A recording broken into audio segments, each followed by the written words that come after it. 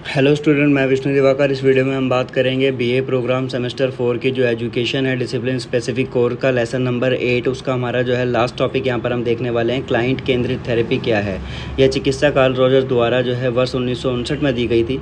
इसका जो है चिकित्सा का मुख्य उद्देश्य व्यक्ति द्वारा अनुभव की जाने वाली इनकोग्रेंस की स्थिति को कॉन्ग्रेंस स्थिति में परिवर्तित करना है। अब ये जो थेरेपी थी वो किस लिए कहाँ से काम आती है वो सब मैं आपको यहाँ पर बता देता हूँ। इस चिकित्सा में ये महत्वपूर्ण है कि दुनिया के बारे में चिकित्सक के विचार ग्राहक के दृष्टिकोण के अनुरूप हों और चिकित्सक का रवैया ऐसा हो कि वह ग्राहक को यह महसूस नहीं होने दे कि कोई ऐसी समस्या है जिसका उपचार नहीं है। इसलिए चिकित्सक दिए गए गुणों को चित्रित करता है। सबसे पहला वास्तविकता। इसका मतलब यह है कि चिकित्सक ग्राहक को प्रदर्शित करने वाली भावनाएं सच हों और प्रमाणित रूप से बिना किसी बनावट व्यक्त की जानी चाहिए। यह ग्राहक को चिकित्सा भरोसा करने और खुद को पूरी तरह से व्यक्त करने में मदद करता है। ठीक है, आपको रियलिज्म यहाँ पर दिखाना है, वास्तविकता आपको दिखानी है यहाँ पर। उसके बाद में समानुभूति।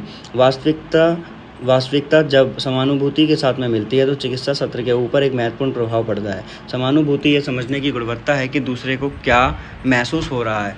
तो अगर चिकित्सक खुद को ग्राहक की स्थिति में डालता है और अपने उद्देश्य से चीज़ों को समझता है तो यह आगे ग्राहक चिकित्सक के साथ एक करीबी बंधन स्थापित करने में भी मदद करता है। और फिर क्या होगा, उन बारीकियों को पता लगा सकता है जहाँ पे ग्राहक संघर्ष कर रहा है। ठीक है, तो ये भी आपको क्लियर है। तीसरा आपका यहाँ पे बिना शर्त सकारात्मक सम्मान। चिकित्सक में यह चरित्र जब ग्राहक को व्यक्त किया जाता है तो वह ग्राहक के प्यार के और स्वीकृति की भावना को प्राप्त करता है। रोजर के शब्द यहाँ पर बोलते हैं कि ग्राहक केंद्रित चिकित्सा में चिकित्सक से एक ऐसी देखभाल की इच्छा की जाती है जो भोली भाली देखभाल हो।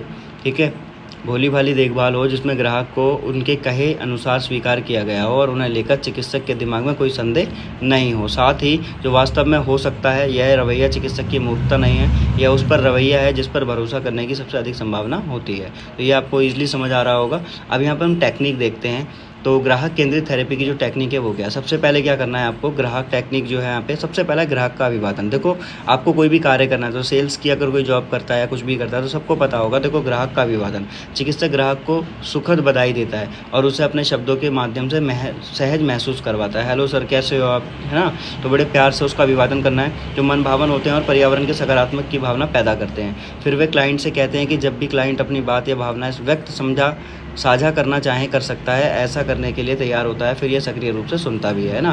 दूसरा है ग्राहक द्वारा उद्घाटन।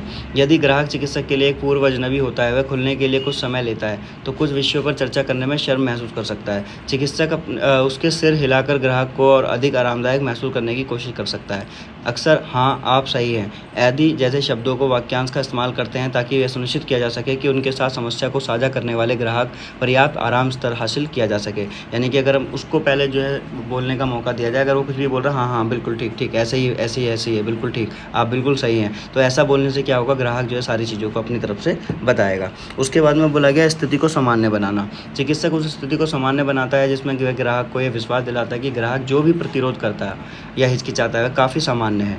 चिकित्सक पिछले ग्राहकों के साथ में इस अनुभव को जोड़ सकता है और बता सकता है कि उसने तो इससे भी अधिक प्रतिकूल स्थिति देखी है और वर्तमान ग्राहक अनुभव कर रहा है। ठीक है, उस चीज़ को स्थिति को बिल्कुल नेचुरल बना दो। उसके बाद में ग्राहक द्वारा समस्या की अभिव्यक्ति करना। एक बार जब ग्राहक सहज महसूस करता है तो वह अपनी समस्या और चुनौतियों को व्यक्त कर सकता है जिनका वह सामना कर रहा है और चिकित्सक ग्राहकों को वास्तव में सुनता है और ये दिखाने के लिए भी अपने शरीर की भाषा बदलता है कि वह ग्राहक द्वारा सामना की जाने वाली समस्याओं को सुन रहा है और समझ रहा है। ठीक है, तो अपने आप को वहाँ पर अभिव्यक्त करना। उसके बाद में यहाँ पर चिकित्सक द्वारा प्रशंसा करना। अब उसमें क्या करना है, आपको अप्रिसिएट करना है। चिकित्सक को खोलने और अपनी समस्याओं को साझा करने के लिए ग्राहक की सराहना करता है। इसके अलावा वह उन चीज़ों की भी प्रशंसा करता है जो उन्होंने समस्या को दूर करने की कोशिश में किए होंगे। समस्या के बारे में पूछना। तो ग्राहक के साथ में कुछ समय बिताने के बाद में जो है आपको क्या करना है, क्लाइंट से उसी के बारे में विवरण को अच्छी तरीके से पूछना है। फिर चिकित्सक द्वारा सारांश। फिर फाइनली आपको क्या करना है, एक छोटा सा उसको जो है कंक्लूजन देना है जिसमें उसको ये बताना है कि जो समस्या चुनौती और जो ग्राहक द्वारा दिए गए थे उसका समाधान का वर्णन वो सब कुछ बता देना है और उसके बाद में अगले सत्र का निर्धारण। इसे ध्यान में रखते हुए ग्राहक यदि चिकित्सक के साथ में समस्याओं की चर्चा में संतुष्ट है, यदि वो आगे चिकित्सा में जाना चाहता है तो वो अगली नियुक्ति का कार्यक्रम बनाता है। तो आई होप आपको यहाँ पर जो है वीडियो समझ आई होगी और अब जो हमारा लेसन नंबर यहाँ पर 8 कंप्लीट हो चुका है और कल के एग्ज़ाम के लिए आपको ऑल द बेस्ट।